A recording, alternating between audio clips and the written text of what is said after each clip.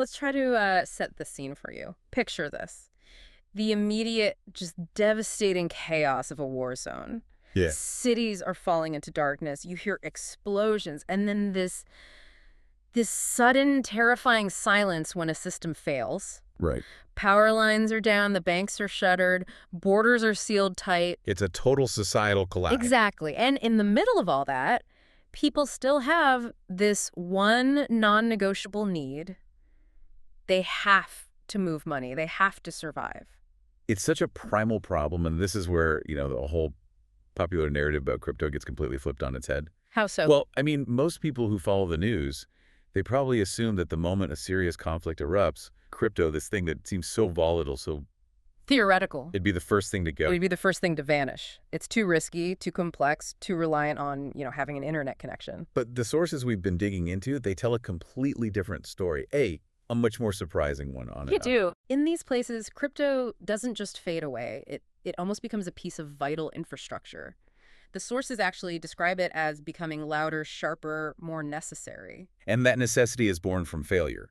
Conflict is, well, it's the ultimate stress test for any system, especially financial ones. One's built on trust. One's built on trust in a central entity. It just brutally exposes this core truth. Any money controlled by one authority, a government, a central bank, it can just vanish. Ooh. The moment that authority collapses or just decides to change the rules, it can be frozen, nationalized, or, made worthless overnight. So that's our mission for this deep dive. We're going to get into the side of crypto that is so far beyond the trading charts, so far beyond the hype. This is where the price of Bitcoin or Ethereum literally does not matter one bit. Only survival does. Yeah. So let's start right there. The collapse of centralized control. When society breaks down, how fast do traditional financial systems go from being, tools of stability to something else entirely? Instantly. I mean, the moment the conflict starts, the first thing people do is rush the banks. Of course. You see these long lines, people waiting for days, just trying to pull out whatever cash they can. Then almost inevitably, the banks just shut down. No warning. And your access to savings, retirement, emergency funds, it's just gone, physically cut off. And it's not just the buildings closing their doors. I mean, the sources detail this terrifying cascade. Even if you could get to a bank, The ATMs are empty. the ATMs are totally empty. These machines that we rely on for quick cash, they just become these useless monuments to a system that's failed. And this is all happening while the political reality of the conflict is creating another crisis. Hyperinflation, Yeah. the local currency, the fiat that people have worked their entire lives to save, it just becomes worthless. We're not talking a slow decline. No, we're talking about the vaporization of savings in hours. Your entire life's work turns into paper that suddenly can't even buy a loaf of bread. So even if you were quick, even if you got cash out, what happens then? The borders close. And that's the geographic trap. The checkpoints go up, and suddenly, any value you're holding, cash, assets, whatever, it's trapped with you inside the conflict zone. And on top of all of this, there's an information crisis. A total breakdown of information. Propaganda is everywhere. Just finding out the truth about what's safe or what money is still worth anything, that becomes almost impossible. This has to create an incredible incentive for people to find another way. It absolutely does. Yeah. War forces people to reinvent how value moves, and they do it out of sheer desperation.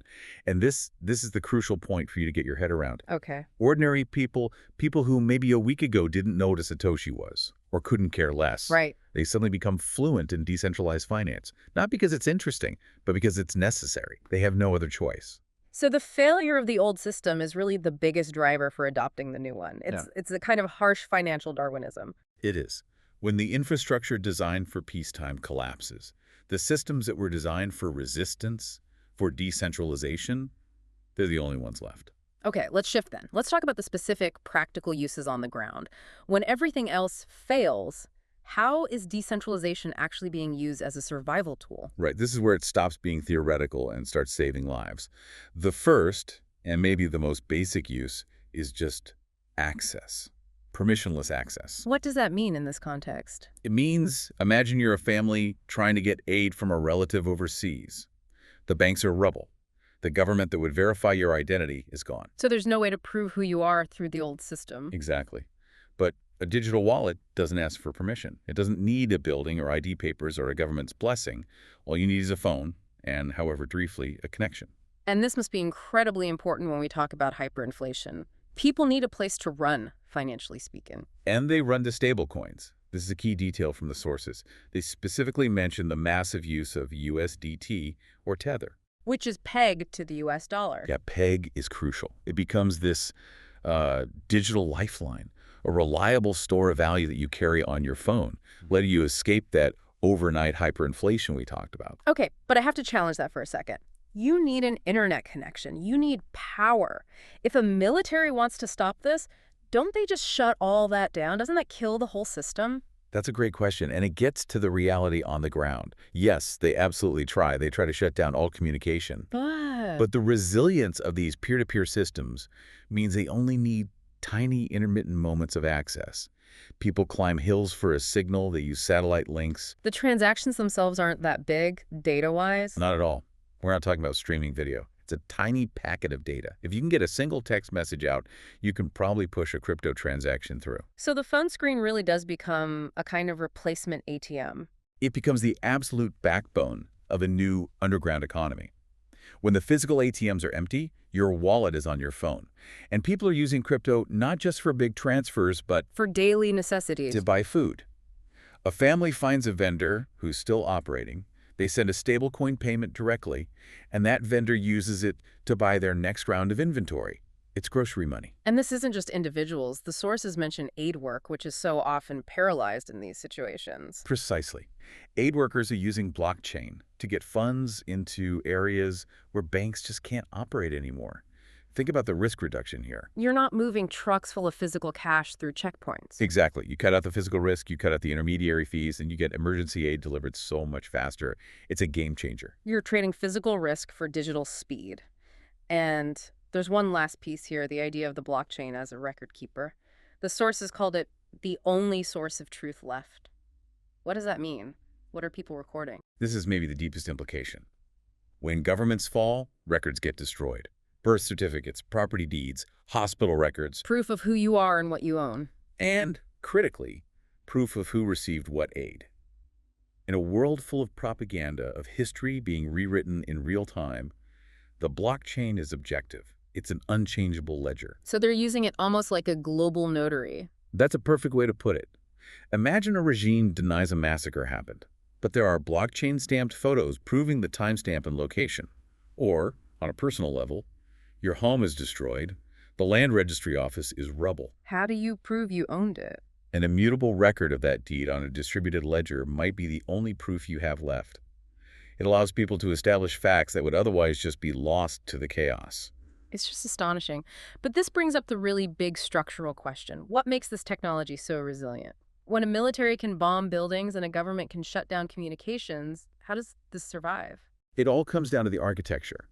The network is designed, from the ground up, for persistence. It literally doesn't care about borders, governments, or conflict. Because there's no central point of failure. There's no headquarters to bomb. There's no single server farm you can target with a missile. The network lives as long as just one single computer anywhere in the world is still online and running the protocol. So to truly kill it, You'd have to turn off the entire global internet, everywhere, simultaneously, which is, an impossible task. and because it operates outside of the official channels, it moves under the radar. It operates in the shadows. It's moving silently, invisibly, from phone to phone, wallet to wallet, person to person. Right. Think about a checkpoint. Soldiers can search you for cash or gold, but they can't search your memory for a private key. They can't stop a transaction that happened 2 countries away. The resilience comes from it being digital, but also globally distributed. It just cannot be stopped because it's not controlled by a bank. It is not held hostage by a regime. Its value isn't decided by a military decree. It can't be frozen by politics. It can't be frozen by politics. That structure, that design, it creates this incredibly powerful barrier.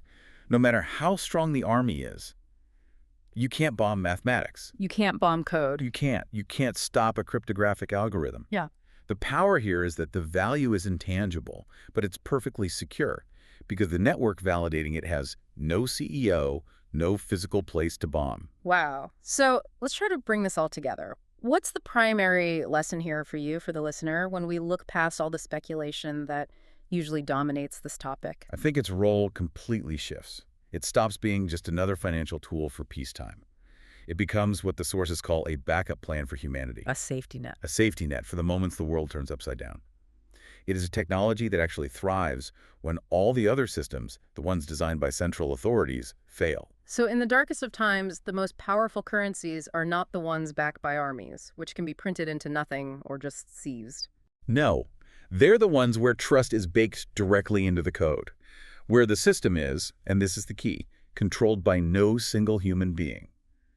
That lack of central control becomes the ultimate source of its power in a crisis. And that really leaves us with a final provocative thought to take away from this. If you understand that these decentralized systems don't just survive war, but actually become essential, what does that imply about the fragility of our centralized systems even in peacetime? Right. If something is structurally designed to persist when every pillar of society collapses, from banks to governments, doesn't that suggest a kind of permanence? It's a powerful idea. Anything that survives war, well, it might just be the inevitable future of money, something for you to chew on until our next deep dive.